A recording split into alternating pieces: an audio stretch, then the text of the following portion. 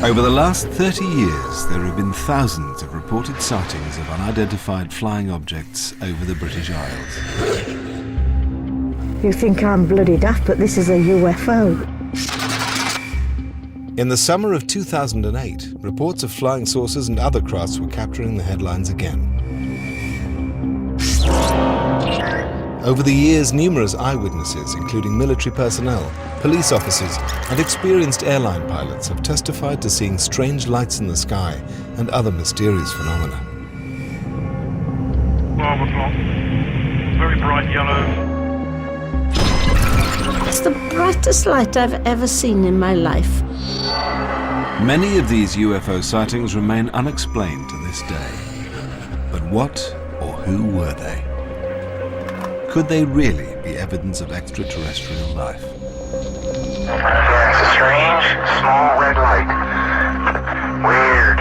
It's coming this way. It is definitely coming this way. It was just something out of a science fiction film. It was totally unbelievable. Tonight we hear firsthand from those who witnessed them and examine the truth behind some of Britain's most celebrated UFO sightings.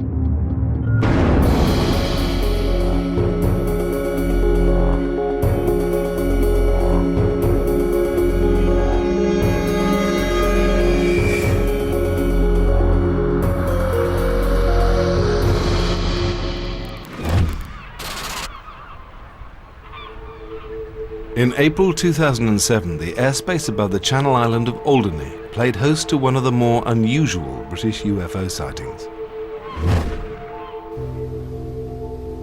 I thought initially it was an aeroplane, but clearly nothing like I'd ever seen before.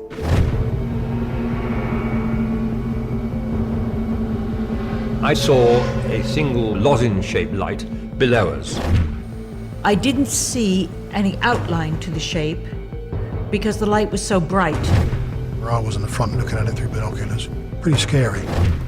Yeah, the second one appears to be beyond the first from where I am. This is probably the best witness that I've interviewed in 30 years. If it was designed by an engineer, that man, I'd like to shake him by the hand because it was a fantastic piece of equipment.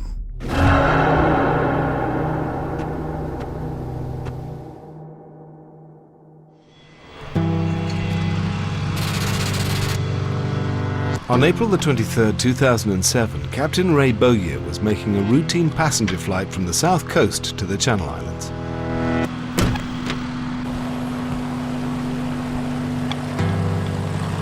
He'd flown the same route for almost 10 years. We loaded the passengers normally, ordinary day, little wind, nice smooth conditions, very good visibility, you can see very well. Normal day, yeah, into the cruise, 4,000 feet, no problems. The 80-mile journey to Alderney takes just 45 minutes. 10 miles from France, it's the most northerly of the Channel Islands. Ray Bowyer was expecting it to be a routine flight. Just a little bit of paperwork, keeping a good lookout for other aircraft, and that's when I saw the first signs of the sighting on that day. It was about 10 miles south of the Isle of Wight. I saw basically what was a brilliant yellow lamp, brilliant yellow light ahead.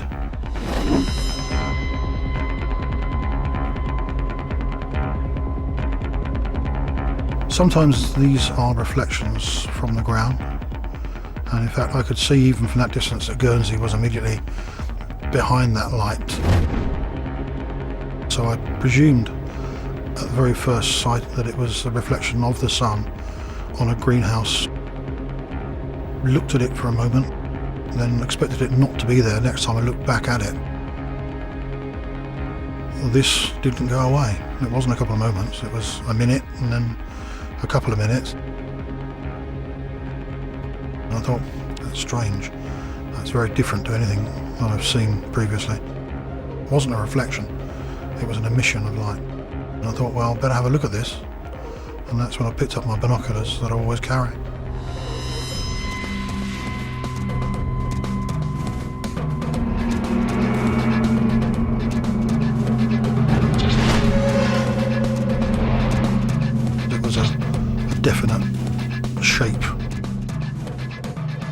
illuminated at each end, about 15:1 ratio.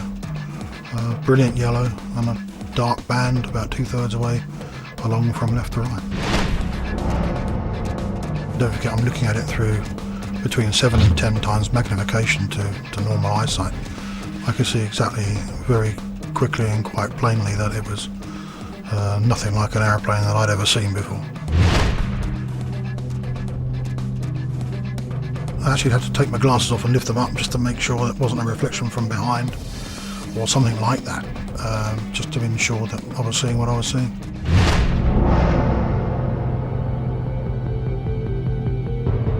By now, the other passengers in the plane were aware that something unusual was going on. He sort of leant forward, looked over the nose of the aircraft, and when the pilot does that, you take notice.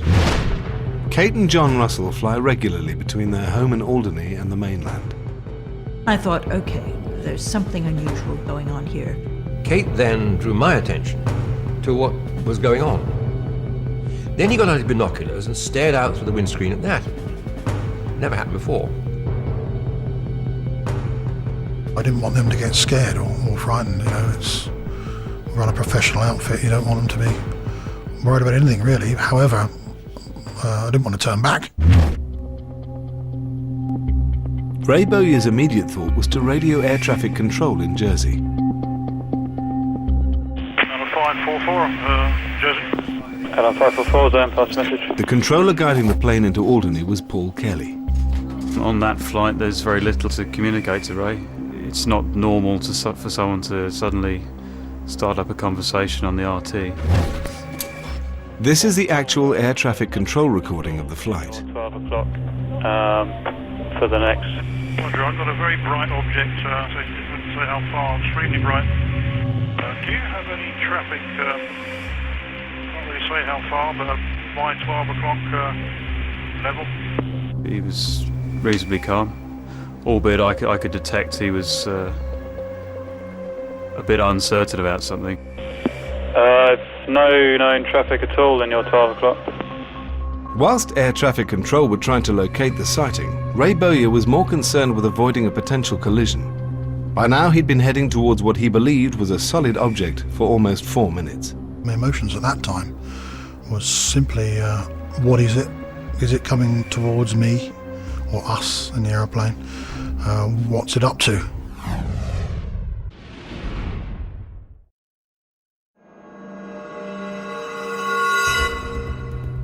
In April 2007, Captain Ray Bowyer was 4,000 feet above the English Channel, flying towards the island of Alderney, when he spotted a strange light in the sky directly ahead of him. I thought, well, was it coming towards us? What speed's it doing? Is it going to be in our way in a few moments? He immediately spoke to air traffic controller Paul Kelly. Roger, I've got a very bright object. Well, so it didn't say how far, extremely bright, looking, well, like a cigar. It's a classic cliche, a cigar-shaped object in the sky. It's what you hear about in reports over the years. Immediately it was very out of the ordinary. He seemed very sure. I was looking for something on my radar that fitted the bill. That may or may not be an object. It was now 10 minutes since Ray Bowyer had first noticed the object. Neither he nor air traffic control had any idea what it could be. I think I was more concerned initially about any conflict. Was it an aeroplane?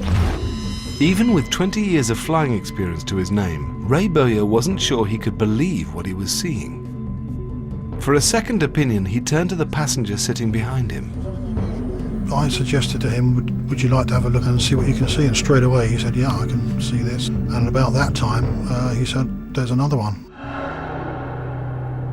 Sure enough, almost directly beyond that one was a very similar looking object.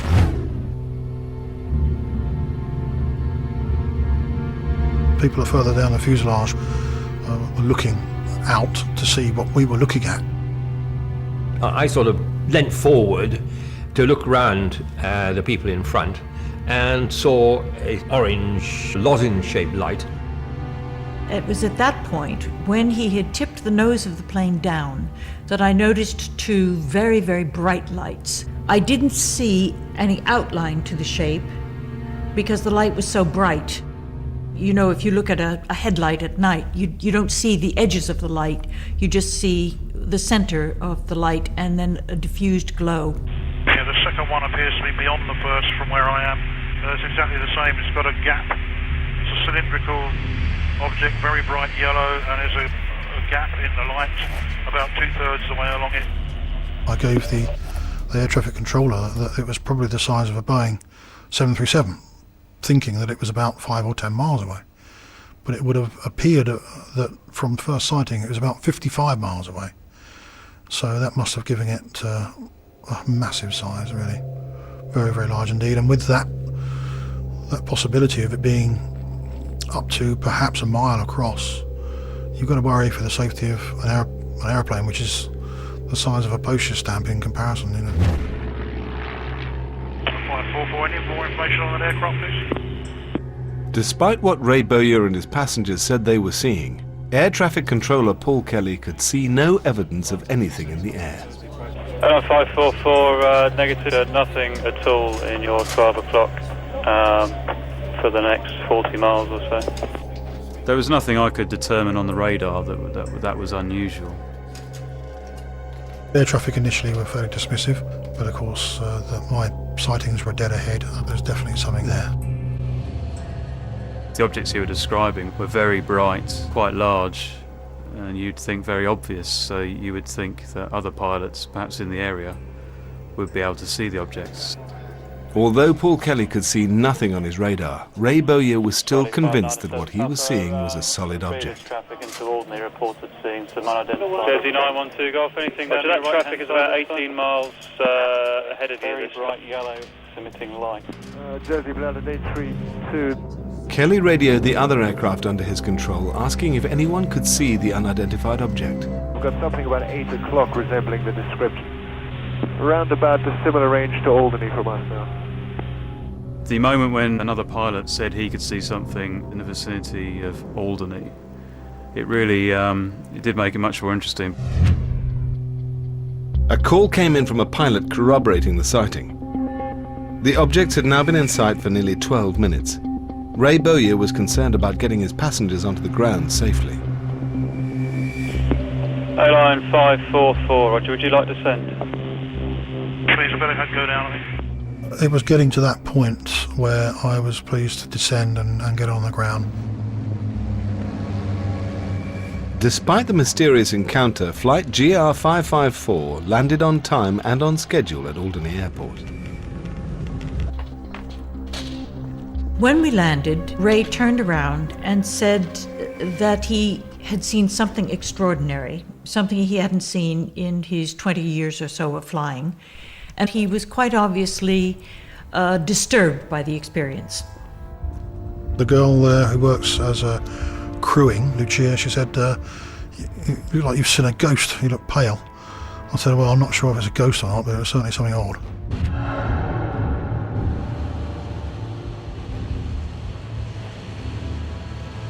At Jersey Air Traffic Control, Paul Kelly followed the standard procedures for reporting the incident. I had taken down notes as I was going along and a sketch drawing, as Ray had described it. And I asked him to fax me his sheet from his flight. In the back of the Manual of Air Traffic Services, there's a section tucked away on reporting unidentified flying objects. It's all quite strange. You phone up the phone number, which is the MOD, and you get an answer machine.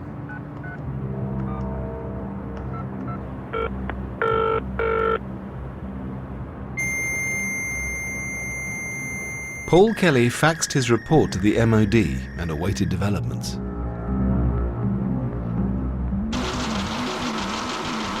In the days following the incident, word spread quickly through the Channel Islands.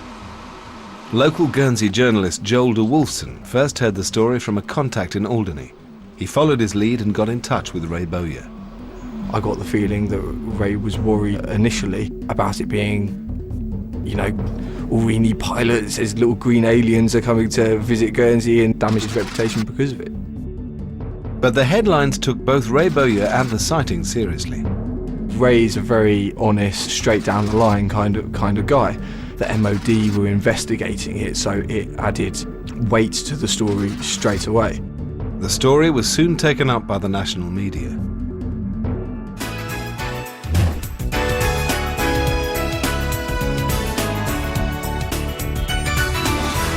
If you had to take an instinctive guess, would you say that it was something of this planet or something from outer space? I have been asked a question by the press, and my simple answer was, I don't think it's from around here. Extraordinary. Well, this object looked like a CD disc on edge, if you like, Yeah. but very sharp and extremely well defined. Well, thank you very much for coming in and describing it to us. That's Very fascinating. Thank you. Thank you. Well. The circumstances surrounding the case caught the attention of UFO investigator Dr. David Clarke. In the last 20 years, he's studied over 500 UFO cases from the British Isles. It stood out from the usual reports that are received on a weekly basis of people seeing lights in the sky. It's not very often that UFOs make the news, but in this particular case, you know, the news media realised that there was something unusual about this. David Clarke was keen to investigate the incident. There was hundreds of invites to say, can we investigate your case, and we'd like to have a look at this, can we? And I waited and waited until the right team came along, really, and I didn't really want a team of believers, because they are only trying to prove the point. I wanted a team of skeptics. He's a good witness. He's probably the best witness that I've interviewed in 30 years. There's very little speculation. He's never added further details to his description. He's been very, very consistent in what he's described. Putting UFOs aside, David Clarke and his team considered a number of other possible explanations for the sighting. The UFO phenomena includes lots and lots of different unconnected things, you know, natural phenomena, inexplicable phenomena. There's no definitive connection between any of them other than the fact that they're all things that are seen in the sky. So there is no one UFO phenomenon, there are lots of UFO phenomena. One of the more straightforward explanations for supposed UFO sightings is the weather and the effect of unusual atmospheric conditions. One of the leading experts in the field is Dr. Grant Allen of Manchester University. The atmosphere can play all sorts of tricks with light, especially light from the sun. Anybody that's ever come into land over an airport might have noticed below them rainbows, dances of light on the tops of the clouds, shadows. I think because they were described as sunlight yellow, that gives the game away that it's some sort of reflection of sunlight. Dr. Allen created a computer model of the prevailing weather conditions over the Channel Islands at the time of the incident. His model indicated an unusual meteorological anomaly, a temperature inversion, where bands of hot and cold air switch places to create an effect which causes the sun to appear as a narrow band of light. Even for Captain Bowyer, who might have had years of experience and many flight hours, the range of atmospheric conditions could be such that he just wouldn't have recognised this optical phenomena in this case. I'm sure some of the sightings are likely meteorological phenomena, but I was actually seeing something which was tangible and physical, and not a reflected light, not some sort of atmospheric effect. If what Ray Bowyer saw over the English Channel wasn't a natural phenomenon, then what was it? 544, any more information on that aircraft, please? 544, negative. It's just a primary contact that we sometimes get. Pilot Troy Queripel knows the skies over the Channel Islands well. With 15 years' experience of flying in the region, he has his own theory as to the cause of the mysterious lights. After overhearing the conversations with air traffic control, he met Ray Bowyer when he returned to Southampton. Ray convinced me that what he'd seen was real. It was hardware. It wasn't weather phenomenon. He'd never seen anything like it before.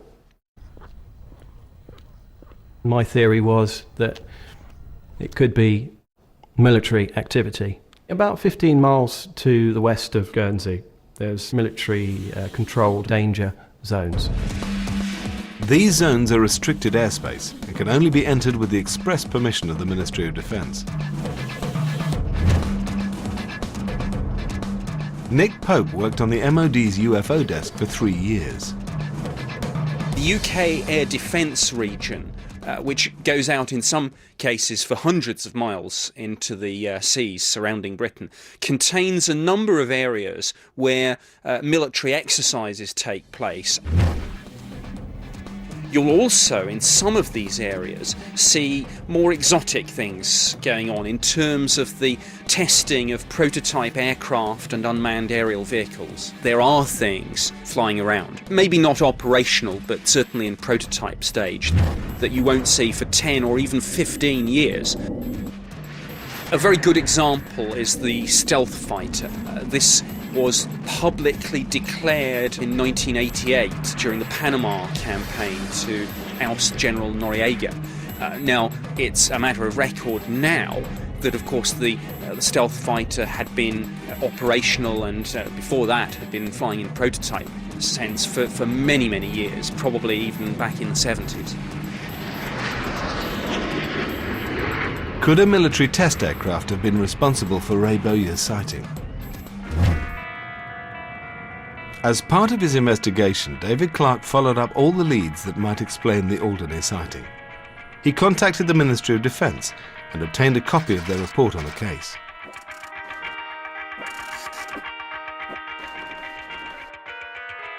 In this particular case, we were able to eliminate military activity pretty early on. The Ministry of Defence said on the record that there were no military exercises taking place.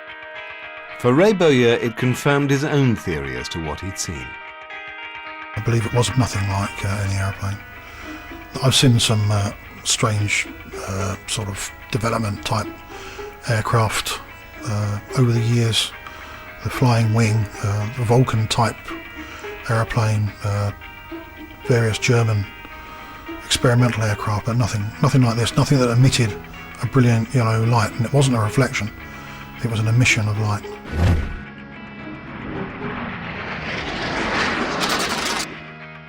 As it transpired, the sighting over Alderney was not an isolated incident. Builder Paul Godian claimed to have witnessed a similar phenomenon on the island 7 weeks earlier. I thought, wow, this is, within a fairly short space of time, somebody else has actually seen something up there. It just seemed all too real. Very real.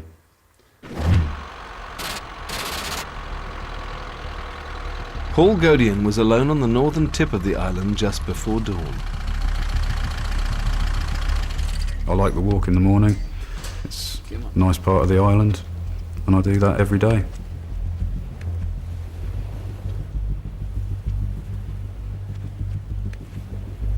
I saw two lights start to appear under the cloud base, just directly ahead of me. I presumed they were coming towards me. They were sort of bobbing in and out of the cloud base at what I'd presume to be about 300 or 400 feet. This seems strange, as the only aircraft at about 6:30 in the morning would be the paper plane going over to Guernsey. And at that height in misty weather, it just didn't seem as if it would be feasible for it to do so. But the set of lights did something completely unexpected. The one on the left darted at a really high speed towards the left, the west. I panned around to follow the line of sight, and all of a sudden, between myself and the two forts, appeared 20, 25 maybe, lights of the same size, bright white lights, in a sort of broken arrowhead shape, broken dart shape. They were moving horizontally along the sky line below the cloud base, south towards Guernsey. And there was no noise, absolutely no noise from any of it at all. I didn't know what to think. I really didn't know what to think. I just thought, that is really strange. After two seemingly inexplicable sightings in less than 2 months, was there something about the island of Alderney itself that could provide the answer?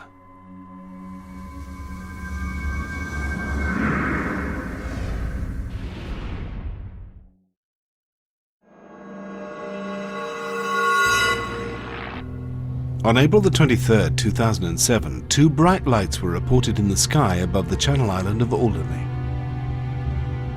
They were witnessed by airline pilot Ray Bowyer and his passengers. I thought, what is it? Is it coming towards me or us in the aeroplane? What's it up to? Just 7 weeks earlier, Paul Godian also claimed to have seen strange lights floating above the island. It just seemed all too real. Very real. If these sightings did have a rational explanation, one theory was that they were Earth lights. A natural phenomenon caused by movement of the Earth's tectonic plates, Earth lights are often seen in the sky before an earthquake. Geologist Professor Peter Salmond has studied them in detail. Earth lights can have many forms, and certainly seeing a pair of lights looking like a low-flying aircraft would easily have been Earth lights. They hover close to the ground and bathe the air in this sort of mysterious sort of glow. The island of Alderney does lie on a geological fault line known as the Alderney-Ushant Fault. Could this have been the cause of the mysterious lights in the sky? 4 days after Ray Bowyer's sighting, seemingly compelling evidence for this theory presented itself.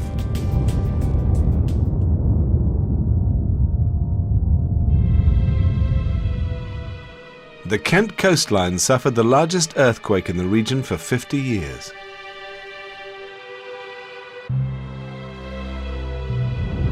During the build-up to the earthquake, the tremors would have been large enough to reach the Alderney fault lines, with a force sufficient to create the lights in the sky.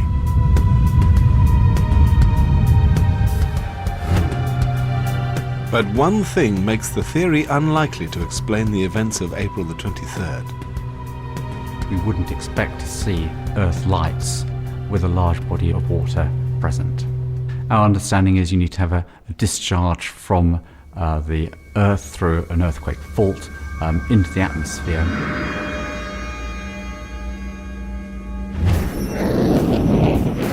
Whatever the explanation, Ray Bowyer isn't the only airline pilot to have witnessed strange lights in the sky. Since World War II, there have been thousands of sightings of unidentified flying objects recorded by pilots. Some of the crew and passengers of a BOAC Stratocruiser reported seeing mysterious objects in the sky over the Atlantic. In 1954, Captain James Howard, on a flight from New York to London, claimed to have seen something resembling a flying saucer. Well, very conveniently, Captain, we've got a nice blackboard here. This object was continually changing. Sometimes one end would appear to disappear. Sometimes this was very much larger. Sometimes it was almost a V-shaped affair like this. And I think there's no question that it was no illusion and that it was being intelligently handled. UFO historian Tim Good has compiled hundreds of declassified eyewitness accounts from pilots. In the United Kingdom, sightings tended to increase from about 1950 onwards, I would say, and there were many reports from pilots beginning around that period. I would say it peaked in 1952, and Winston Churchill, Prime Minister of Britain at the time, demanded of his air staff what the hell was going on. He said, what's all this stuff about flying saucers amount to? What's the truth?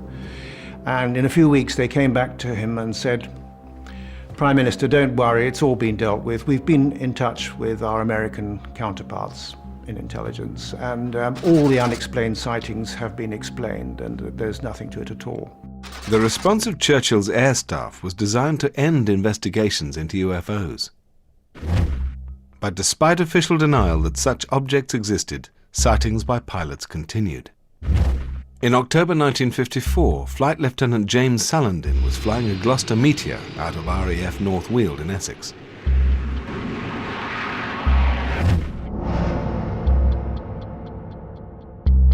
I was flying at about 16,000 feet at the time, and suddenly I saw three what I thought were aeroplanes come down.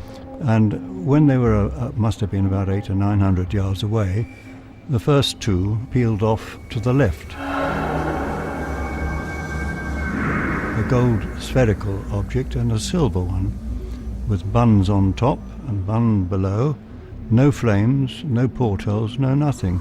I have never seen any aircraft produced by anybody in the world that looked anything like these things. Whatever Salandin saw, the objects then moved closer. And then the third one was coming straight towards me.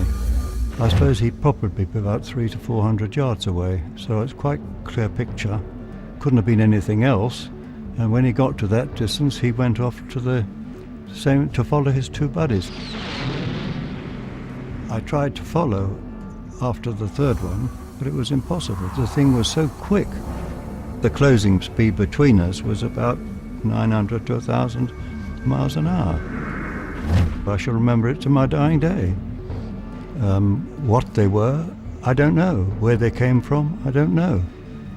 But I definitely saw them. I was an experienced pilot at the time. Experienced pilots have been seeing objects in the sky for over 50 years. But could the explanation for their sightings be more psychological than physical? Professor Richard Wiseman has studied the phenomenon. If you are up there in the sky and you're travelling very, very fast and you see something in the distance, well, you have to make a snap decision about it. You've got to size its size, the direction it's travelling, exactly what it is, and so on. And that has to be done in the blink of an eye. If they do see something anomalous, they've got no kind of category to put that into. They're trying to work out what it is they're actually perceiving there. I think they're sincere in their testimony. I think they're trying to tell us best they can what they think they saw. The question is one of accuracy, not of honesty.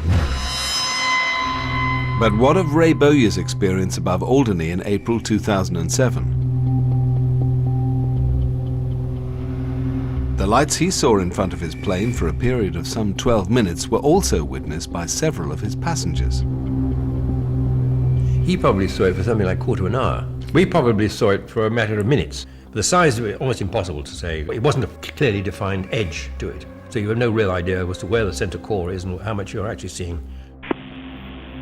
When UFO investigator David Clark examined air traffic control recordings of the flight, he found a reference to an object which could be seen clearly on the radar. Yeah, there is something possibly your left at 10 o'clock at a range of 3 miles this time. I've got a definite contact by 12 o'clock. Could this object have been what was seen from the cockpit of the plane? You can hear the inflections in Ray's voice when he's speaking to the controller that he's seeing something really, really unusual. You know, there's no hoax here. I think they're possibly over, maybe to the west of Alderney. Roger. I do have a primary contact, just one blob, if you like, 8 miles or so to the west of Alderney. We were initially intrigued about this suggestion that something had been seen on radar, because in the initial conversation between Paul Kelly, the air traffic controller, and Ray, he does mention at one point that he could see something on radar, but he thought it was an anaprop. Anaprop is something normally ignored by air traffic controllers. It's caused by radar signals bouncing off solid objects such as flocks of birds or even large waves. David Clark was convinced that there might be something in the fleeting anaprop image, if only it could be seen clearly. The radar information he had to examine was filled with the traces of the 600 flights a day that travel in and out of the Channel Islands. If you look at the raw radar data, what you see is a screen that's absolutely filled with moving dots and colours and shapes. And, you know, you really have to know what you're looking at in order to be able to determine whether there is something on there of significance. Jersey Air Traffic Control Engineering Department began the job of examining the radar recordings to see if they could find any clues to what lay underneath. For once, it seemed here was the opportunity that we may be able to get something definitively solid in terms of a radar trace of something that had been reported visually. And that really, science would have to sit up and take notice if we had some kind of evidence of that kind. David Clark now had concrete radar evidence with which to analyse whether the Alderney incident was really as mysterious as it appeared. But not all sightings of UFOs are as well documented. Some cases are still shrouded in official secrecy.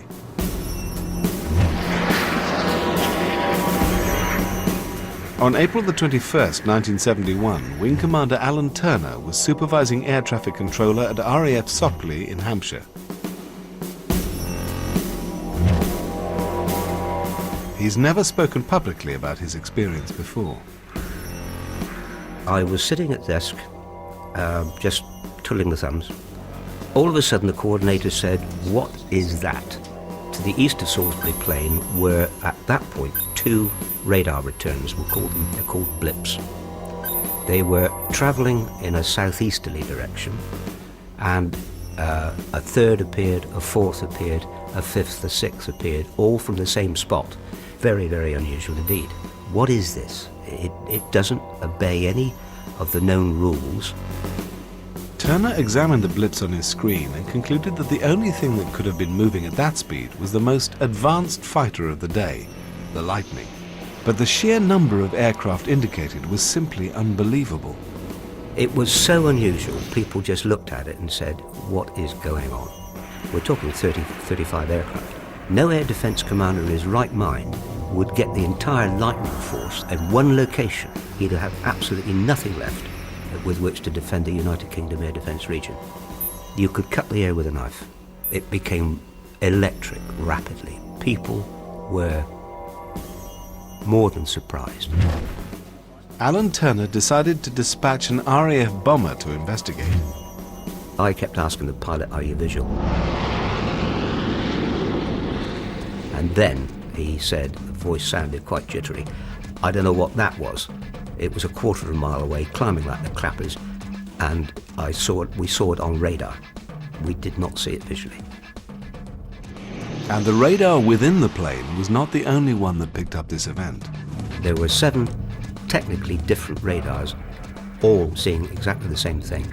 2 radars at Southern Radar, 2 radars at Heathrow, 2 at the fighter control establishment, and the airborne one with the Canberra bomber. Alan Turner gathered together all the physical evidence that was being recorded during the incident. There are 2 types of tape. One is the videotape taken from the radar, and the other is the voice tape. And that is air to ground, ground to air. That is all landlines and all the conversations between the controllers and each other. I have absolutely no idea where it is or even if it still exists. All I do know is that it did exist. I am absolutely certain that there was some very strange phenomenon on radar which no one has yet come up with any rational explanation for.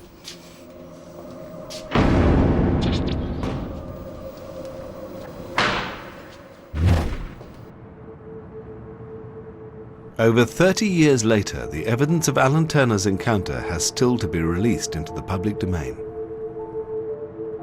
I think the policy behind this was they were baffled. They didn't know what these UFOs were, and they didn't want that fact emerging in public that they couldn't explain what was going on. Whilst evidence of military UFO encounters is rarely available for public scrutiny, Ray Bowyer's sighting over Alderney was different. Engineers at Jersey Air Traffic Control had access to their original radar records. They isolated the 12-minute period in which Ray Bowyer claimed to have seen objects in the sky in front of him, then stripped away the tracks produced by identifiable aircraft. 2 distinct traces emerged from the data. What they revealed were the tracks of 2 unidentified objects, one heading north and one south. It looks to me like very likely that the positions of the objects that I saw were in the right place for the radar returns that I've received. Were these traces really proof that 2 UFOs had been witnessed flying in the skies over Alderney?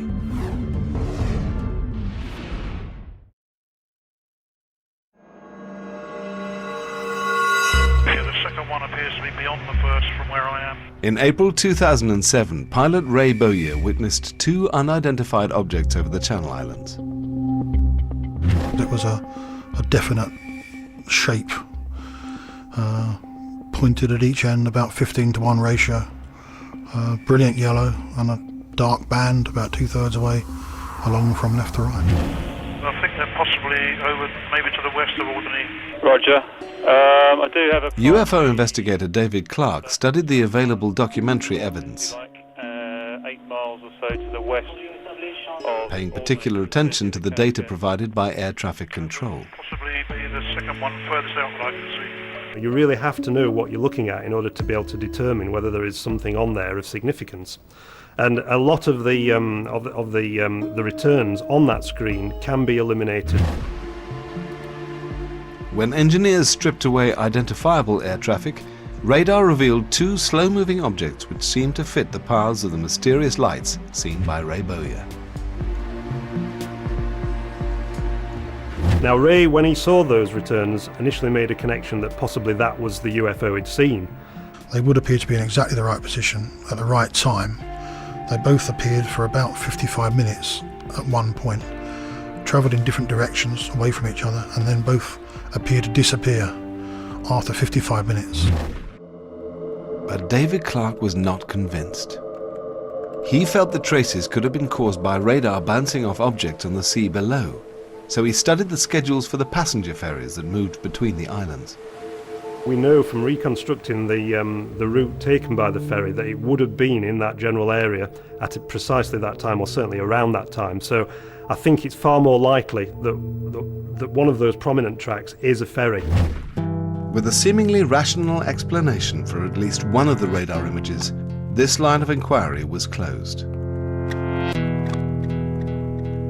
There was now no physical evidence to back up the sightings of Ray Bowyer and his passengers in April 2007. The final report by Dr. David Clark and his investigation team could reach no definitive conclusion as to the real explanation for what appeared in the sky over Alderney. I think it's much more accurate to describe what he saw as a UAP, an unidentified aerial phenomena, some kind of natural phenomena that's yet to be identified and categorized by scientists. Whatever caused the lights over Alderney, Ray Bowyer and his passengers still stand by what they saw on April the 23rd, 2007.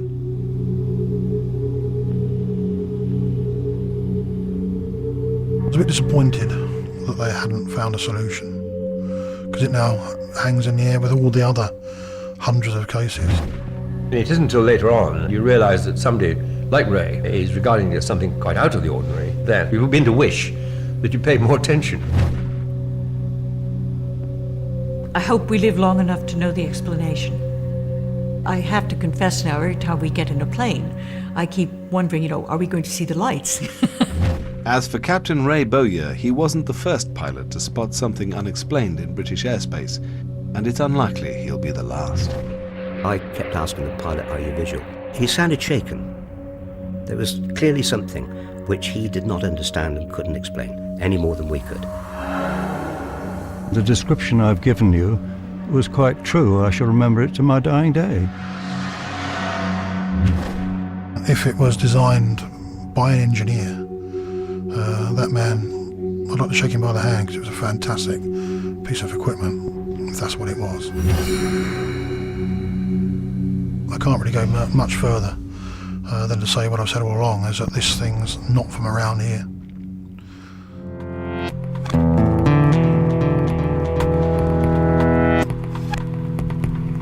A highly emotional documentary next, as a 17-year-old is pronounced brain dead. The organ transplant coordinator sets the wheels in motion to fulfill young man's wishes to be a donor in Lifesavers.